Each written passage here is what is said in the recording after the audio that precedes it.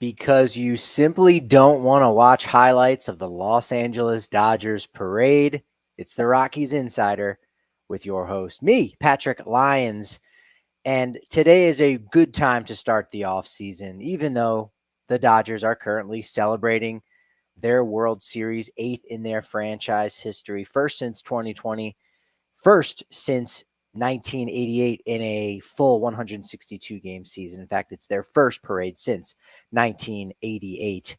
But the offseason begins today. I'm going to let you know some important dates coming up over the course of the next 2 months, as well as some of the general MLB news going on. We've already had 2 trades go down, both by the Los Angeles Angels. And let's get things started with the offseason for the Colorado Rockies. What exactly are they going to do?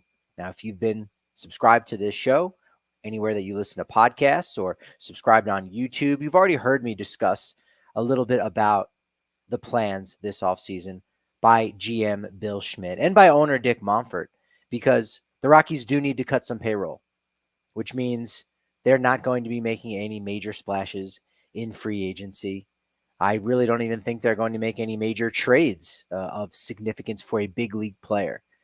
Could they end up doing something like they did 2 years ago, 2 off seasons ago, when they acquired a young rookie in Nolan Jones? Absolutely. But as far as an impact transaction, that's just not anything that's going to be happening this offseason.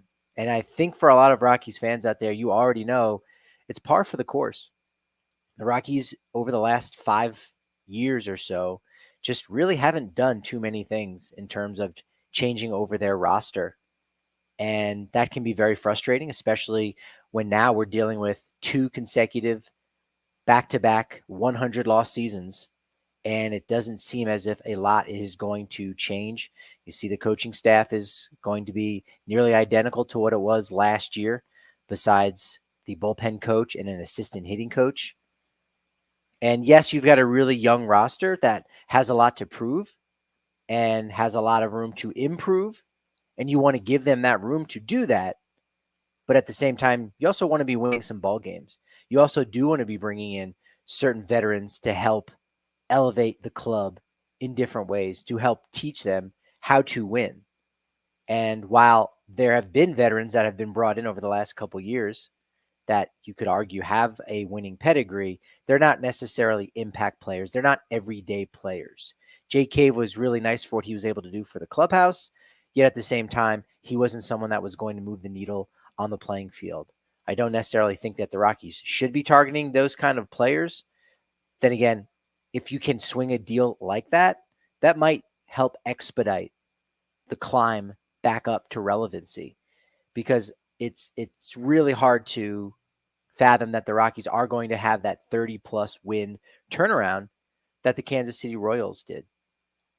You know, it was 2 off seasons ago when GM Bill Schmidt said at the winter meetings, hey, we're a year or so behind the Arizona Diamondbacks. We're following their plan of attack in a sense. And then the Diamondbacks go out and they make the World Series in 2023. And despite missing the postseason this year, they did have the same record as both the Mets and Atlanta. And they went out and they spent, that the Diamondbacks are very much a relevant team. They are a contender. They're a club that you're going to see making a push for the postseason in 2025 for the 3rd year in a row. And yet the Rockies are nowhere close to that. So that comparison, unfortunately, doesn't hold water. And then you're hearing a lot of talk this past year, late in the year, even in the month of October, that, hey, you know what? The Royals did it. They lost 100 games in 2023, and then they turned around and they got a lot better in 2024. Are the Rockies going to do what the Royals did? No, there's just no way that is going to happen. First off, the Royals turning around to win 30 more games this past year, I believe that was only the 4th time a team in MLB had ever won 30 more games from one year since the last. 4 times. So that in and of itself is a rarity. So you say maybe 25 more wins than last year, than in 2024. maybe 20 more wins. The difference is that the Royals went out and they spent in free agency. Not a ton, but they brought in a lot of quality veteran players, even some bench pieces. They went out and spent some money, partially because the draft was not an option for them going forward. That's something I'm going to be writing about for Just Baseball coming up here. Within the next week, you'll see that article over at justbaseball.com, what the Rockies can expect from this year's draft lottery. And understand that both the White Sox and the A's, despite how bad both of them were, the White Sox lost 121 games this past year, a modern record. 121 games. And you know where they're going to be drafting in 2025? 10th or 11th. The A's could possibly slide ahead of them, but they're going to be drafting 10th because they already had a lottery pick last year, and teams that are considered payors or teams that are in larger markets and don't receive revenue sharing, they can only get a lottery pick within the top 6 once. And then the next year, 10th is the highest that they can get. And if you're a small market club like the Rockies or the Royals, once you get that top 6 pick 2 years in a row, you're not eligible for it in year 3. So the Rockies enjoyed Charlie Condon, 3rd overall pick in 2024. They've got the highest. They're tied with the Marlins for the largest percentage to possibly draft first in 2025. Got to hope that that comes through. But then in 2026, 10th will be the highest they'll be eligible to pick. So the Royals did it for a very specific reason, and they did it in a very specific way. That avenue, unfortunately, is cut off for the Rockies. Or rather, the Rockies have decided to cut off that avenue because they're currently trying to cut some payroll, which, again, go back and listen to some previous episodes to find out how they're going to do that, who they might trade. One of the guys that they're probably now not going to trade is Brendan Rodgers. In Thomas Harding's most recent newsletter, when asked directly about it, GM Bill Schmidt said, you know what, Rodgers is a part of the 2025 plan. On one hand, you can say, well, you know what, he could be putting up a little bit of a front there in order to help trade negotiations and bring back a little bit more. No, we don't need to trade Brendan Rodgers. If you want to acquire this player, you have to offer X. That is our demands. If you don't meet that, then we hold on to him for next year. That could be why those things are being said, but we also know how inactive the Rockies can be on the trade front. We do know that. So Brendan Rodgers, more likely than not, coming back in 2025. And I'm going to be talking a lot about Thomas Harding's newsletter for the simple fact that Thomas Harding is in the know. There's a lot of sources out there that are offering opinions on things, and they are almost taken as fact. And I'm going to get on my soapbox here for a second. I can remember being in school, and there was all these conversations about and being taught about using proper sources. And this even predates the internet, really. And it seemed to me like, hey, if something is printed, it's a viable source that I can trust. And there's varying levels to that. But nowadays, anyone can write anything on the internet with any title on any website. And it's hard for some fans to be able to differentiate the legitimacy of something like that. In fact, if you go over to sportsillustrated.com, they have 20 or so teams, not the Rockies, but they've got 20 or so teams with coverage. And you could look, and you might even get notifications. Sometimes I'll see it pop up on X. Sports Illustrated reports such and such might happen. This team might be trading this player. It's a blog. Sports Illustrated is a blog. A company purchased the name Sports Illustrated, and they have blogs just like a lot of other websites that are run by fans that are very intelligent, but they are not on the inside like someone such as Thomas Harding, Patrick Saunders, folks like myself who are talking to people inside the organization and have a understanding what's going on. That doesn't mean to say if you run a blog, you're not knowledgeable. No, it just means you have to take it with more of a grain of salt. You don't have to do that quite as much when you hear Patrick Saunders say something or write something. And the same thing with Thomas Harding. So when Thomas Harding says that Rodgers is going to be a part of the plan in 2025, you can probably take that to the bank. You really can. You really can.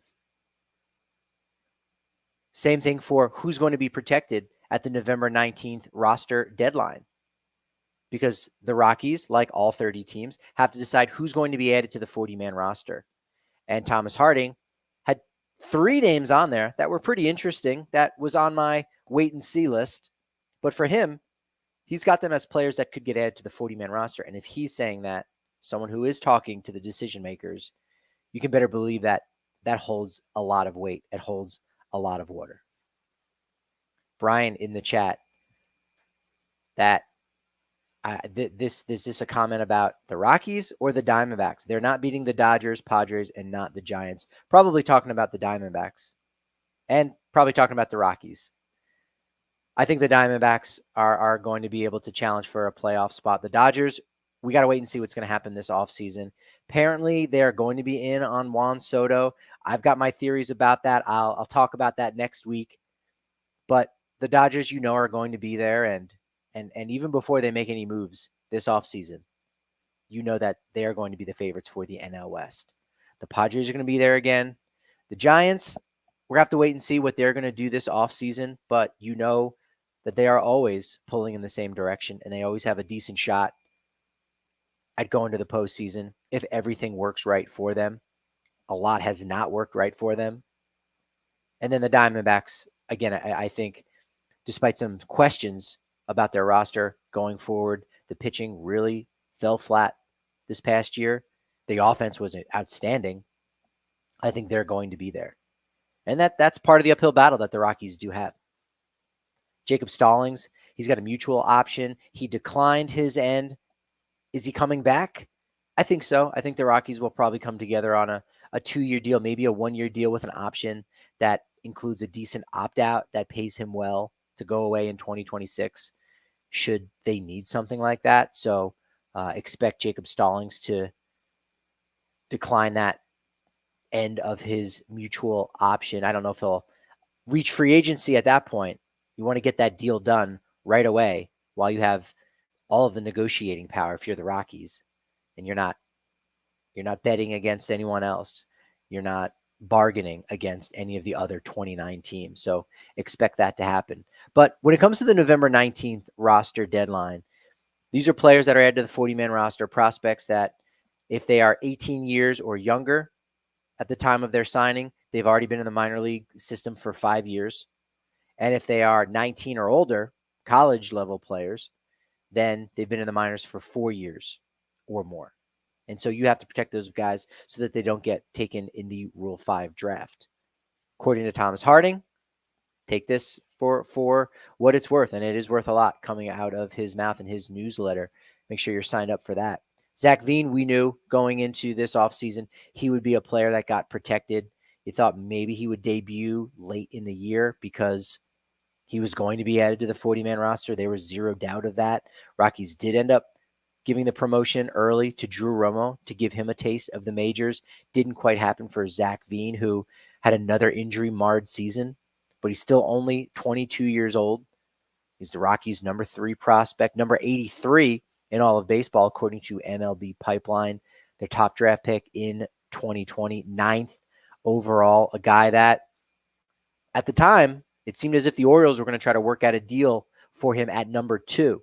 I mean, he was the second best player coming out of that year's draft. Not necessarily Orioles looking for a bargain to save money, to use it to convince other guys to forego their commitments to college. And then Veen ends up slipping back to 9 to the Rockies. That seemed to be great. But his stock really hasn't taken much of a hit, despite the fact, as I said, that he's had these injuries the last couple of years. He was the Offensive Player of the Year in the Arizona Fall League back in 2022. And it seemed as if that was going to be the point that his trajectory took off. In fact, I had predicted at the time, after that performance with the Salt River Raptors in the Arizona Fall League, that Zach Veen was going to debut in 2023.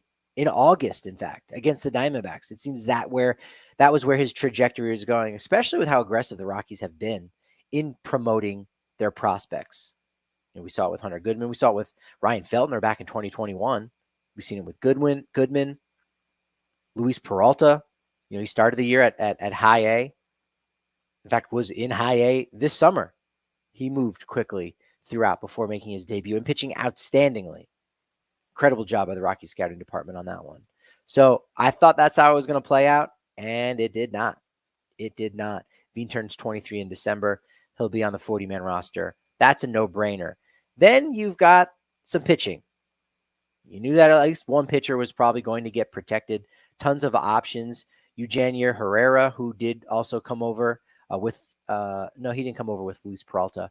He came over with Bradley Blaylock from Milwaukee in that Nick Mears trade. He thought maybe he was going to be a guy that gets added to the 40-man roster. We'll wait and see if that does happen, but Harding does think Connor Van Scoyac, who did come over in June of 2023 in that Mike Moustakas deal, he's gotten nothing but praise from the minor league staff in Double-A. Had a 4.46 ERA in the Eastern League with the Yard Goats this past year, and that is a much more challenging league for some pitchers, I think, that many people will realize. The league ERA was 3.95 this past year, so he certainly was not better than league average, but you do need that pitching depth if you are the Colorado Rockies, and Connor Van Scoyac, he is one of those players that could provide that depth that the Rockies are going to need once again in 2025, as they've had the last couple of years. They were short in 2023, and they had to go on the scrap heap and pick up players that were waived off of various other rosters. A lot of that having to do with the fact that they weren't active at the trade deadline in 2021 and 2022. But now they're starting to have some of that depth. And especially if they end up going out and trading a Cal Quantrill or perhaps an Austin Gomber, you're going to need more starting pitchers. So Van Scoyac, we'll wait and see what happens on November 19th. Juan Guerrero. Now, he's a player that, in the conversations that I've had on various podcasts with the likes of Stephen Rice of the Fresno Grizzlies, that Juan Guerrero has been a dude that's very, very much been overlooked. Now, he's down in the Arizona Fall League, and numbers, haven't been great, but he's pretty much hit at every single level. This past year in Double-A, somewhat quietly batted .304, 23 doubles, 6 homers, 27 stolen bases at both High A Spokane and Double-A Hartford. He's been a sneaky good player that is no surprise that the Rockies do want to protect him and keep him on the 40-man roster. And if they decide to go 4 deep, another sleeper that Harding does mention is Braden Ward. Now, drafted in 2021, he had a really solid year at Spokane and Hartford. Batting average maybe a little bit lower than you would expect from a speedster, but the dude is drawing walks. 373 on-base percentage, which you like. 50 stolen bases in 2024. 50 out of 59 stolen base attempts. That's 85%. That's absolutely a guy that some teams are going to go out there and looking for a 26-man on their roster, especially late in the games, to steal bases. You know what? Yeah, we can afford to carry a guy like that that's going to make a difference late in ball games. We can protect him, start him on days off against, on certain days when you need your regular starters to have a day off. I very much could see Braden Ward be a player that does get taken in the Rule 5 draft, especially if the Rockies don't protect him and add him to the 40-man roster. So I really do think that Ward has a very strong shot to be the 4th guy added to the 40-man roster. You are going to have to clear up a little bit of space on the 40-man. Daniel Bard's a free agent. He's coming off. Charlie Blackmon has already come off as he's retired. But there's room. There's fat that you can cut off of the Rockies roster to create room for these players. Again, if Thomas Harding is saying this in his newsletter, that needs to carry a lot more weight than someone speculating. What would a Brendan Rodgers to the New York Yankees trade look like? Hey, Gleyber Torres is going to be a free agent. What would that trade look like? That's just a hypothesis by somebody throwing something out there. It's fun fodder to discuss, but if you really want to know the things that are probably coming down the pipeline, there's a lot less sources that are viable out there than you may realize. Let's get into some of the news around the league. White Sox, they've got themselves a new manager, Will Venable. He's a venerable candidate, but Will Venable hired on as the White Sox now 3rd manager in the last 2 years. He was an associate manager with Bruce Bochy for the Rangers the past 2 years, won a World Series with the Rangers in 2023. Big leaguer for 9 seasons with 4 different clubs from 2008 to 2016. And, despite the fact that Grady Sizemore was there over the final month of the season, month plus, his win-loss percentage was not terribly great. And ultimately, GM Chris Getz said at the time of the new manager when they decided to go with Grady Sizemore, he said, quote, "I think it's important to bring in a new voice, a fresh voice, perhaps that's been exposed to areas of this game that we don't currently have in our organization." So despite being a laughingstock in 2024, with a modern-day record of 121 losses, including a 21-game losing streak, could this change at manager win more games than the Rockies in 2025? I think there's a chance. I think losing 121 games is being really on the wrong side of luck. And that maybe they were closer to a 108 loss team. I'm not sure. But as Chris Getz outlined there, they brought in somebody new with a different skill set that their club didn't already have. How many more wins is that going to generate for the White Sox in 2025 because of this shift, because of the hiring of Will Venable? We will see. First trade did go down on Thursday. Jorge Soler goes from Atlanta to the Angels for Griffin Canning. Angels take on a lot of money, 2 years and $32 million for a DH in Jorge Soler. And Atlanta, they end up getting a right-handed starting pitcher who is set to go through arbitration for the third and final year.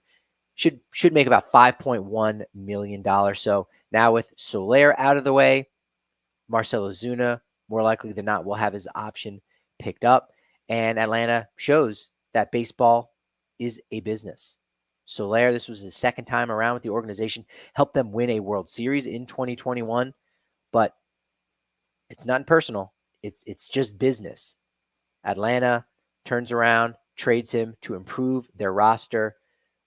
And while Atlanta has a community, they have a roster, they've got a community within their front office. That community can feel like a family, but it's not a family. It's a community. You try to make your roster better, and you do that with the comings and goings of various players. It's not personal. This is just how you run a successful organization. When you're just strictly a family, loyalty becomes everything. And there's certain things you cannot do in a family that you can do in a tight-knit community. And Atlanta is showing, as a winning organization, how to improve your roster and doing it in a way that players understand. It's a business. Loyalty can radically backfire when taken too far. So Atlanta, they acquire some starting pitching. They free up some money on their books. They parted with Tyler Matzik and a young prospect in order to acquire Soler for their stretch run in 2024. Now they don't need Soler. Boom, they offload him and get something else. So moving around those assets have made Atlanta better in 2024, and they made them better now going forward in 2025. Angels make a second deal today on Friday. They acquire Scott Kingery from the Phillies. This young man who is now 30 years old, hasn't played in the majors since 2022, played one game in 22. Debuted in 2018. In fact, signed a 6-year, $30 million deal ahead of the 2018 season. One of the first players to sign one of those deals that, hey, it's a win-win. You get guaranteed money, so even if you're bad, you are going to get paid. And we like your skill. We like your skill set. We like the cut of your jib. And we think, you know what? You're going to be worth a lot more going forward, so we're going to save some money. It's a win-win deal. As it turns out, Scott Kingery won out a lot more because he unfortunately didn't develop into the player the Phillies had hoped. That's part of the risk you take when signing these deals before players make their major league debut. Kingery was really solid in 2019 in his sophomore season, hit 19 homers, was worth 2.5 wins above replacement according to Baseball Reference, playing just about every position. But ultimately after that, he didn't have a place on the Phillies roster. Important dates to keep in mind. I've got more to talk about, but I got to get out of here. Keep these episodes under 30 minutes. Jonathan, how you doing, buddy? Appreciate you jumping in to talk about the Rockies. Let's talk about the offseason, Jonathan. Let's talk about what you can expect over the course of the next month. This Sunday, November 3rd, we learn who has won the Gold Glove Award at all 9 spots. No, I did second guess myself. There are 10 Gold Gloves to be won. All 9 positions on the field, and then a utility award, which was just created 2 years ago. We find that out on Sunday. Brendan Doyle, lock for center field, should be a lock. Jacob Young, we see you, but Doyle should absolutely be a lock in center field. McMahon, we'll wait and see what happens there. I think this might be Matt Chapman's year. And then Tovar, it's probably going to be Swanson again. We'll wait and see. Bud Black was pretty confident he wasn't confident that Tovar would win. He was just confident in saying that Tovar absolutely should win. We'll find out on Sunday. A few days after that, on November 8th, we find out who wins the Platinum Glove in the AL and the NL for best overall defender in each league. That's one in which Brendan Doyle could also have his name called. November 12th is the Silver Slugger Award. Believe it or not, the Rockies have not won a Silver Slugger since Trevor Story in 2019. They are currently in the midst of a 5-year drought. It's 5 years, 2020 through 2024. They have not won a Silver Slugger Award at any position. Their previous longest drought for the team that plays at Coors Field, the most hitter-friendly ballpark in all of baseball, their previous long drought was 2 years. That'd be in their first 2 years at Mile High in 93, 94. And then in 2004 to 2005. That was it. 2 years. 2 years was the longest you had to wait for a Rocky to win a Silver Slugger Award as the best hitter at his position in the National League. We are now up to 5. Is someone going to break it next year? If so, who is that player going to be? November 14th, a lot of announcements. All MLB team, plus reliever of the year, comeback player of the year, DH of the year. November 18th through 21st, got a way to go for the big announcements. The BBWAA awards get announced. Rookie of the year on Monday the 18th, then manager of the year. I will be going live after that announcement is made. I did have a vote for manager of the year. I'll reveal that in an article as soon as the announcement is made over on justbaseball.com. I'll talk about it here on the Rockies Insider. Cy Young Award on November 20th and then November 21st. MVP. We know who it's going to be. We just need to know, is it going to be a double unanimous MVP award for both Shohei Ohtani and Aaron Judge? Judge is the one that maybe Bobby Witt Jr. gets a vote.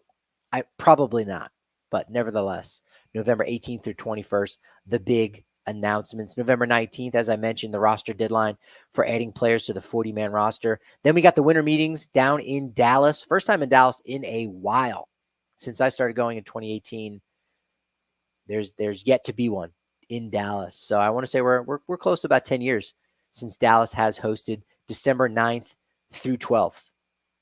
Then we get the holidays, and we get all of January. Pitchers and catchers. Rockies haven't announced that date just yet. Should be around February 13th when they start reporting down to Salt River Fields, their first spring training game. Always against the Diamondbacks at Salt River Fields. February 21st. Opening day, March 27th, somewhere on the planet Earth against the Tampa Bay Rays. We just don't know where exactly. Probably in the state of Florida. But March 27th, Rockies against Rays somewhere. And then the home opener at Coors Field against the Athletics. A lot of question marks on the Rockies schedule. I think they're just going by the Athletics. Certainly not the Oakland Athletics anymore. They haven't moved to Las Vegas officially yet. And despite the fact that they're going to be playing their games in Sacramento, they will not be the Sacramento A's. They're just going to be the Athletics. Just the A's. Wild. In the chat, I'd never voted for a DH for MVP. Who else are you going to vote for in the National League? Francisco Lindor, I think his cause just started a little bit too late. But you know what? There could be a voter out there that says, I have a hard time voting for Shohei Ohtani as MVP because he was the DH, because he didn't field. I could see that. And for that reason, Ohtani may get a second place vote. And whoever that person is probably going to get vilified for it. And I don't agree with that.